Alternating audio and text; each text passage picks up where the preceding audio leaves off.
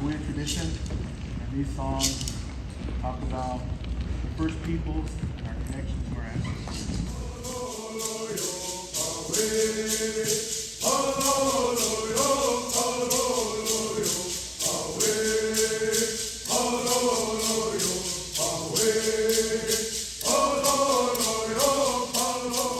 Federal Indian boarding school policies have impacted every single Indigenous person I know. I don't know where she's buried. And then he's my granduncle, my grandma's brother, was in a hospital room next door to his sister, only he didn't know she was in there because they separated the siblings, and she died, but they didn't tell him about it. My dad went to school here. He was in the Sherman band. He played the tuba. And he always did all the marching things, and I never really heard any bad stuff from my dad about Sherman. The bad stuff came from my mom, who never attended a boarding school.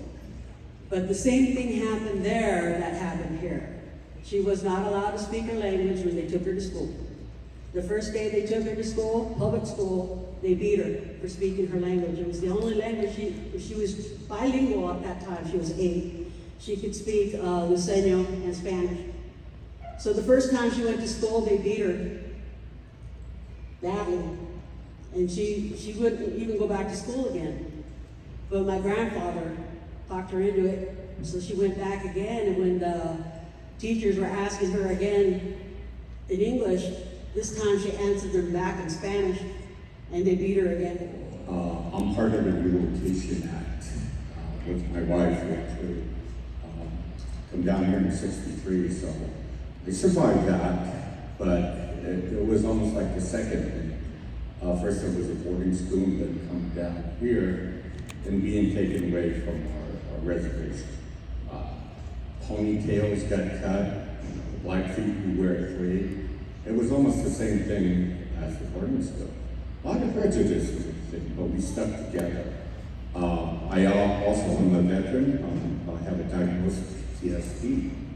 After my grandma passed, I started getting all kinds of information and documents that she was born in 1900, and in 1908 she was in Carlisle until she was 17. She talks about Jim Thorpe. She seen him play football. And then from 17 to 21, she was transferred at 17 years old to Tramal.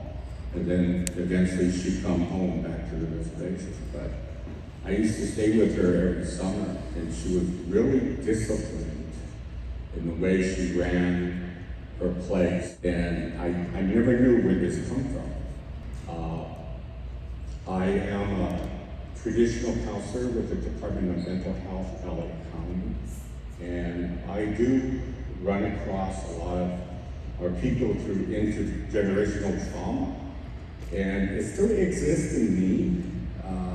I speak about it, but that's one of the coping skills that I have. And I think we speak about any kind of trauma, we can get through this together.